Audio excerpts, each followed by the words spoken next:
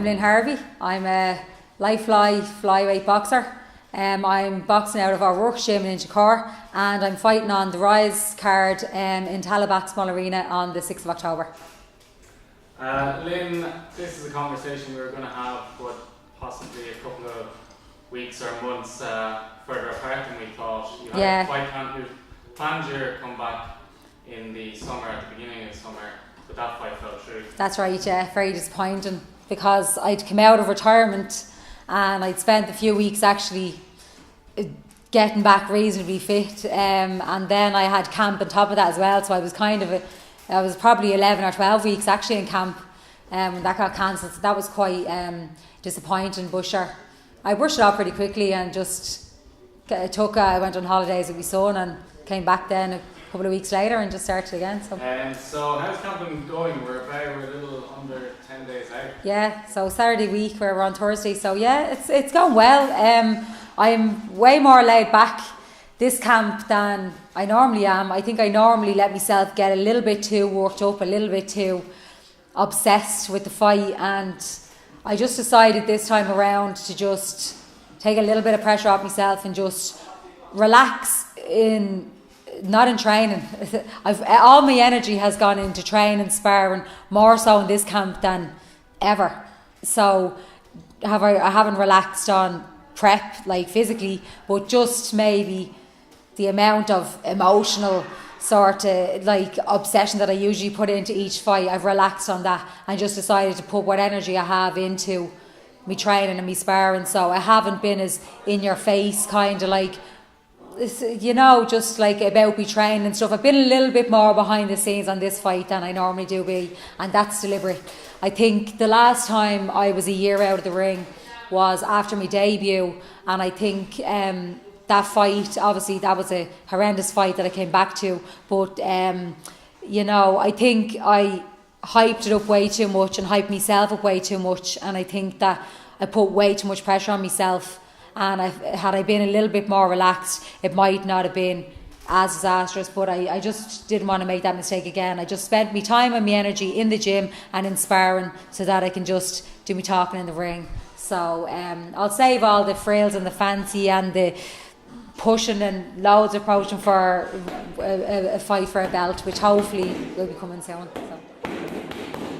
I just like a lot of the people I spar will be amateurs as well. Well, all of them actually are amateurs, so you're kind of looking at the way they move and kind of getting little tips on maybe how you would like fare better against them in sparring and stuff. So I think we learn off each other. I think pros and amateurs have something both to learn off each other, you know. So I think I've found that a lot of people who don't know anything about boxing mistake amateur and pro for level. They think amateur is one level and pro is another level, and it's not at all. That's people who haven't got a clue about boxing. It's just a different style. There's nothing like there's plenty of amateurs who would absolutely school plenty of pros, and vice versa. It's nothing got to do with levels. It's about styles, and I think amateur and pro style both have stuff that they can pick up and learn off each other. So I think the mix of us all together actually works really well. Besides the fact we all got on great as well, so that helps. Talk to me. So it's been a bit of, as I said, it's been a stunted return, but what's it going to be like walking out on October the 6th? Like I said, I just feel relaxed. I feel real calm about this one. I just think maybe it's a combination between that I've had a few fights now, so you know it's not my first rodeo, and then as well because I'm a little bit older, more mature now, and I think as well, you know, I've had a couple of fights before that haven't happened, a couple of shows that have been cancelled, so you just learn not to get too swept up in it, to just kind of go with the flow. So I'm just way more chilled about this fight night than I normally would be. Now don't get me wrong, on the night I'm naturally a hyper person, I will be buzzing, but I'm just not like a ball of anxiety or kind of, you know, all jittery about it. I just feel really relaxed, and you know, I've been sparring a lot, like I said, more in this camp than any other camp. Even my last camp I sparred a good bit, but more in this camp, and I just feel myself, I feel that I'm turning a corner. I feel like I'm after picking up some new things, and I'm starting to do new things, and that's giving me confidence then to say, oh well, like I can't.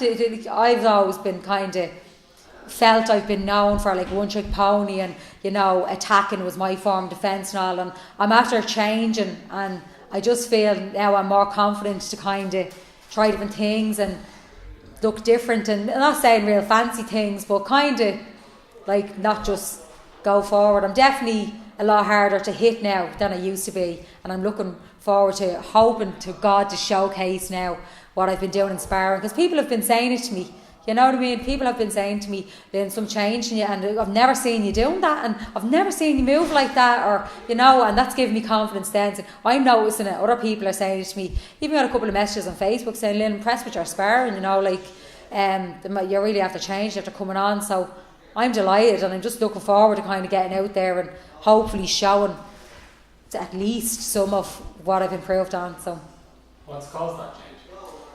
I think one, because I'm relaxed, so I'm not as you know what I mean. Like I think at the start of this camp, there at the end of the summer, at this time of year, like a lot of people, my mood dropped. A lot of people's mood drops coming into kind of the end of summer and stuff. So my mood was after dropping at the start of this camp.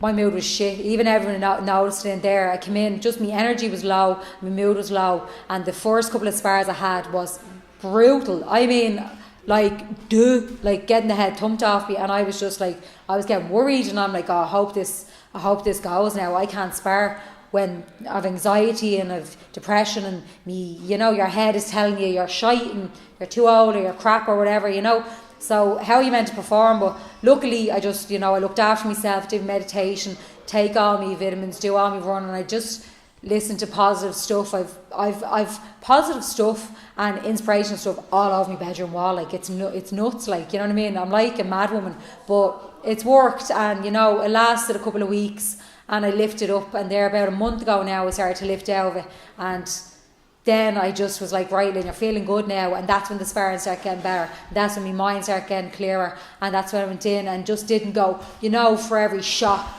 the way it'd normally be. I'm just kind of more taking me time, peppering shots and all, and that's what I'm going to need going forward, because when I'm doing like 8 and 10 rounds, you're not going to be able to throw everything into every shot. So Steven's drilling into me, stop putting everything into every shot, and I'm starting to learn. And actually the last spar I had there, I was over in the stadium, we were doing a bit of sparring over there. I actually was really just getting it down there. We're just putting 70% into a shot, and I had loads of energy, and I wasn't out of breath, and I was like, okay, it's starting to sink in. And again, I was getting confidence from that, knowing, okay, I could do this all night now, I wouldn't get tired. So just another way of preserving energy. And then, just picking your shots then when you want to do the power shots, instead of trying to make everything a power shot. Because even when you're just putting 60 or 70% in, you don't think it's going to hurt, but it is, and the head's still going back, and you realise I don't actually have to throw everything into it. Just throwing the speed actually works. So I'm getting there. Definitely.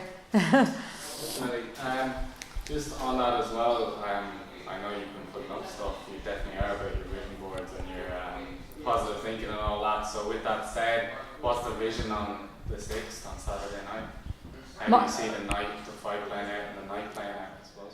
My vision for the 6th, well, I have a vision. My vision is I want a belt before Christmas. So I've made haven't been shy with saying that. I want a belt for Christmas. So for the 6th, I just want a tough fight. I'm really I only want genuine fights.